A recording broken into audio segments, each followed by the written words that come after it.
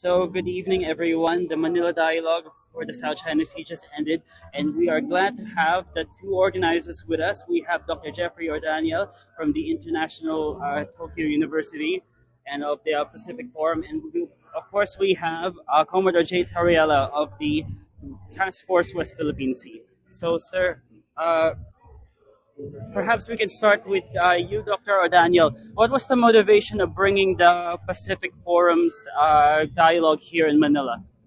So we want to focus on a rules-based order because there are so many South China Sea dialogues already happening. We have one in Kuala Lumpur, we have one in Vietnam, multiple South China Sea dialogues in China. So I think in all of those dialogues, the rules and the norms that we have get buried by other issues like great power competition, neutrality, non-alignment, and all those things. And so I think our unique value add here is to bring up the issues about rules and to identify exactly the sources of insecurities in our part of the world. Because when we talk about rules, we know who are violating those rules, and those who violate rules are the sources of tensions. Not because someone chose to be neutral or chose to side with one power over the other. Commodore Tarriela, Dr. O'Daniel said in his first speech on 2 days ago that one of the motivations was to counter disinformation on the West Philippine Sea issue. So perhaps you can tell us what sort of disinformation have both of you been monitoring and has given you concern to the point that you decided to bring this dialogue here in Manila? Well, I think the most relevant misinformation campaign that the Chinese government is doing is that of course, in alignment with the response of Jeffrey a while ago, they're saying that the Philippines is just being swayed and dictated and influenced by the United States, and this all about great power competition. So, President Bongbong Marcos has responded to this issue so many times already that the Philippines is doing this for our own national interests, and we have our own agency, and we're not dictated by any external power in pushing for our position in the West Philippine Sea. Dr. Ordaniel, you mentioned that one of the main reasons of bringing it here was because of the growing significance of the Philippines in the regional politics. So perhaps you can explain to us, where do you see the Philippines moving forward in terms of regional uh, importance, and what significance is it playing? I think the importance of the Philippines is really underscored by its principled positions on these issues. So if you notice, of all the world leaders, it's President Marcos who is always emphasizing adherence to international law.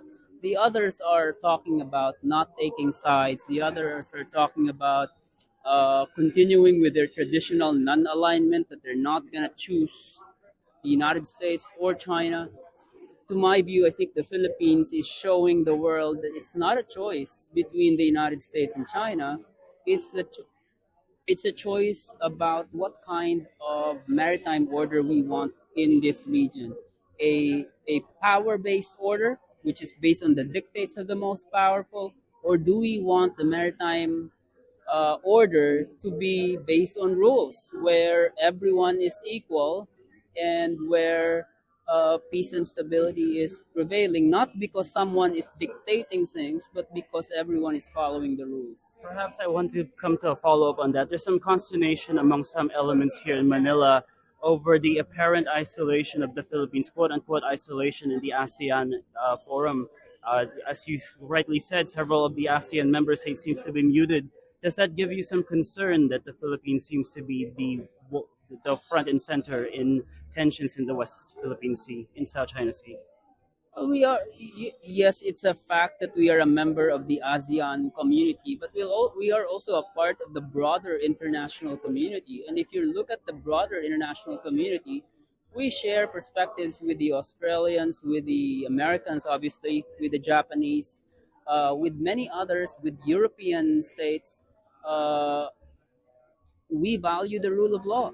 And so we stand by it. We are that's this essentially that's our grounding principle. We're not doing this to agitate China or to side with the United States. We are, as Commodore Jay Tarriela said, we are doing this because it's in our national interest. In fact, it should be in the national interest of every state in the world to adhere to international law. Otherwise, we will have more conflicts. Commodore Tarriela, last question for you. It seems to be a recurrent answer from the Chinese delegation here that the actions of the PLA Coast Guard and PLA Navy seems to be just be it's a security measure, it's border security, it's it's it's law enforcement, and yet you as an individual from an organization that has fared the brunt of Chinese aggression, how would you respond to them stating that they're simply engaging in border security?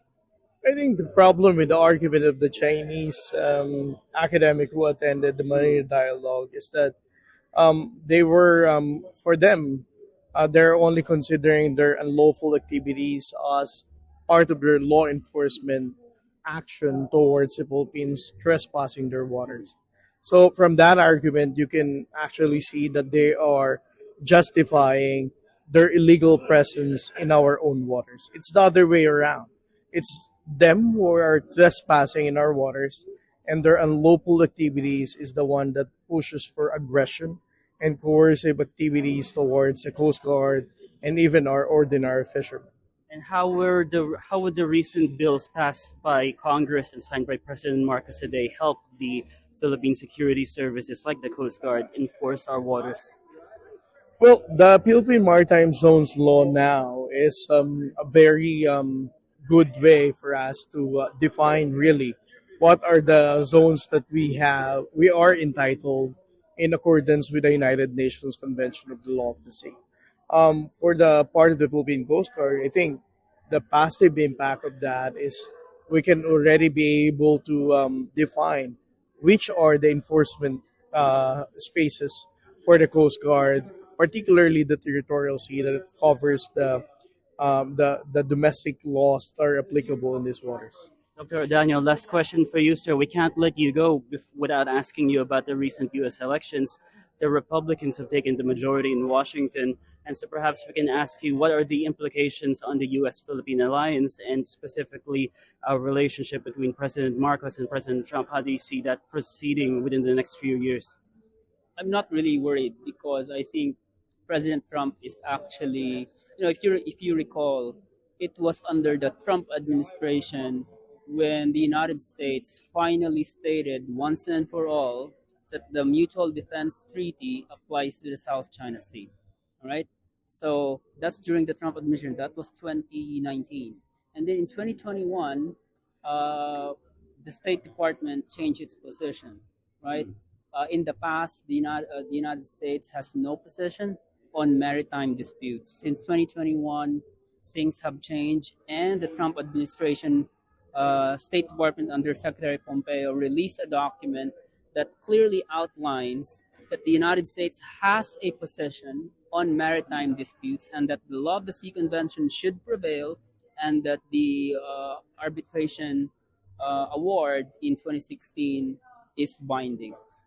Thank you so much, Dr. Jeffrey Ordaniel of the Pacific Forum and Commodore Jay Tarriela of the Philippine Coast Guard. Thank you for coming to SITREP PH. Thank you.